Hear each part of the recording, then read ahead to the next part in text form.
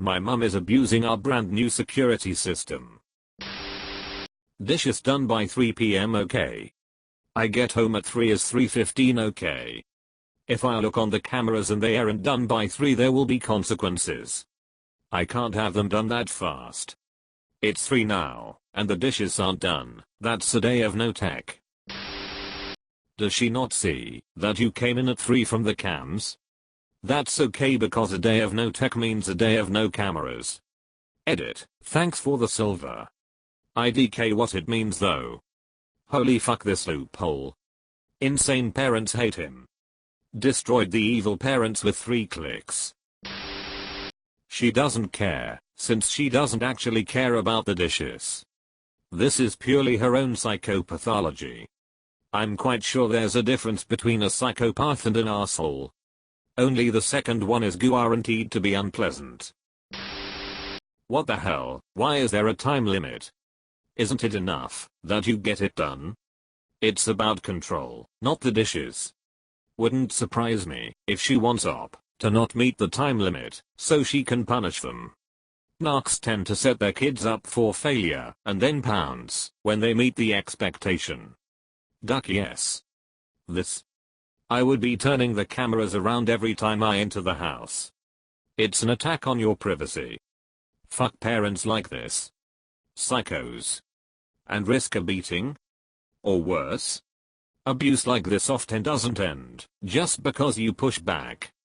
The harder you push the harder they press. It's better to just grey rock until you get out. InsaneparentsReddit. I can't claim to know the circumstances here, but this is a general case. Have a narcissistic mother. This is the one. If I wanted to go out with friends I'd have to tell her 2 to 3 days in advance, but not a week, that's too long, and then any argument we had in those 2 to 3 days would lead to me not being allowed to go out anymore. And there were a lot of arguments. We argued over me being up too late, me wearing creased clothes, me acting disrespectful to her and so on. My mother is the same way. So back when NSYNC was huge, they were coming to my state fair. Amazingly my mother actually got me a ticket. Not without strings attached, though. I was still young, and I thought maybe she got them because she wanted me to have fun. I was basically her slave for the weeks prior to the concert as she would lord the ticket over my head. In the middle of reading a book she decides the dishes need done now. I remember groaning and asking for a few more minutes and she went clean the fuck off on me. Then she said I couldn't go to the concert because I don't appreciate anything she does. She told me I needed to find someone to buy the ticket now. I called my best friend in tears asking if she'll buy it. She couldn't. I called my stepsister to see if her mom would buy it. She wouldn't. My mother realized this wasn't going to work, so she seemed to change demeanor and became merciful and said I could go if I go, do the dishes now, and take out the trash and a whole bunch of other household chores all in one day. It ruined the concert for me because I now knew she didn't get the ticket because she wanted me to enjoy my favorite boy band. She bought it for leverage and even more control. That was 21 years ago, and I still remember all those feelings. The easiest revenge is to make them feel as small as you. I got myself a paper round and started paying for all my non-essentials and effectively severed my emotional connection to her. The first time I hit her back, after she struck me, something changed. I knew in that moment that all we were is 2 wild animals asserting dominance over one another, and if I let her win I wouldn't make it to adulthood. If she tried to lock me in the house I gave her an ultimatum: unlock the door or I'd put something heavy through the window. Your parents by law don't have the right to restrict your movement. Any damage you do while attempting to secure your freedom is not criminal damage. If she hit me, I hit back. The older I got the more effective it was. By 15 I knew that I could kill her if I really wanted to, and she just lost all her power. Eventually we became so hostile to one another that we couldn't live together, so I moved out. The police may side with your parents, but the courts won't. Especially in cases of genuine neglect. There's no reason to put up with your parents. Parenthood is a privilege, not a right. I think the one thing that really put her in her place was when she struck my sister in front of me, and I grabbed her by the neck, slammed her into the wall and nearly choked her out. I told her to her face, "You are alive because I'm a better person than you. You are alive because you're not worth the consequences. You are alive because you have never struck my siblings in front of me. This is your one warning. I lost the heartbreak of having to kill you a long time ago. It's inevitable at this point." I was a bit of a cringy kid looking back with the speeches, but it felt so powerful to turn the tables on her like that. To know I really did have her life in my hands, and at least in that moment, that she had no power over anyone let alone me. Yup, my mom was like this, and she got offended over everything. She's the most sensitive person I know, and thinks everything I do or say has bad intentions behind it. Also, I remember, when I got my first job I had to use her car, but if I said the wrong thing she'd say, "You're not taking my car to go to work." I could literally be talking about the fucking weather, and she'd somehow get offended and tell me I couldn't use the car to go to work. Example: "Mother, it's supposed to snow a whole foot of snow tomorrow." Me, "Actually, it's supposed to snow 4 inches. I looked it up this morning." US going back and forth about how much it's going to snow for a whole minute straight. "Mother, alright, since you think you know everything, you can't take my car to go to work."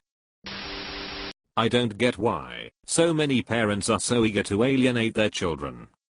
Like, WTF? Why do you want to be hated? From what I've seen, both IRL and on Reddit, it's about control and refusing to accept that their child is a totally different and separate person from who the adult is. A lot is just perpetuating the cycle of abuse that they themselves grew up with and therefore think it's normal. It's about control. Being a parent, I feel like I learned really quickly that I have absolutely no control of anything my child does.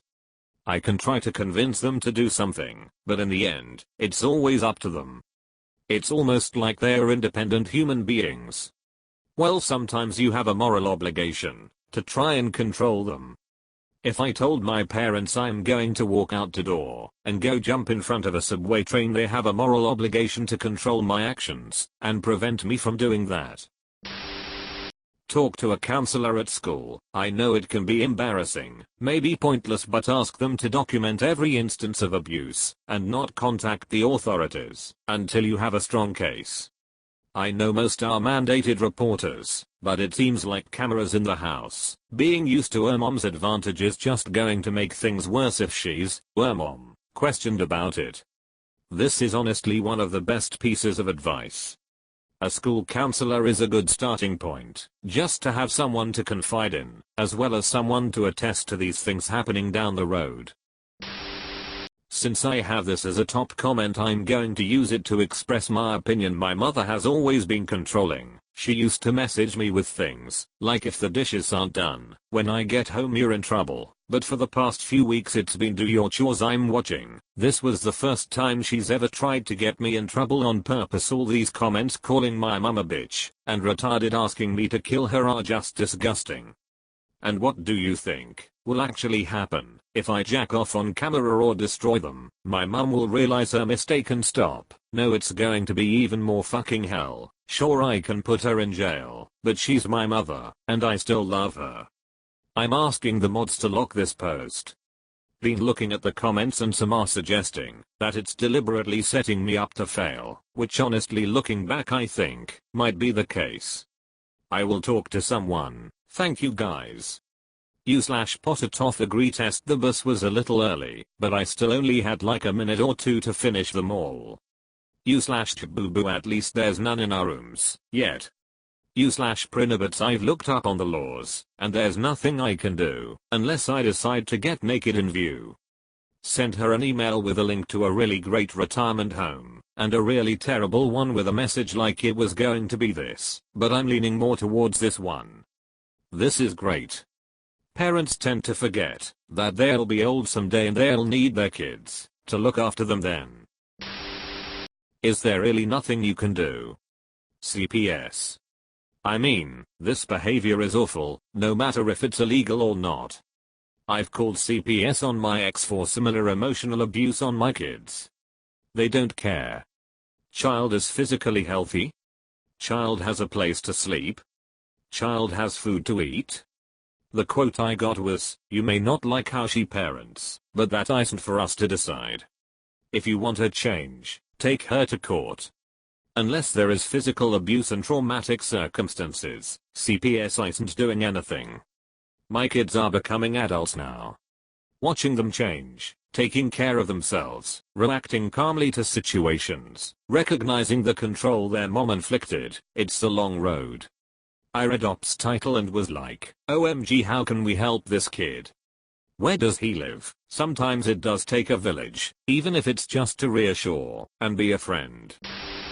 Thanks for watching this video. Like, subscribe, and hit the bell to see more interesting video. Goodbye.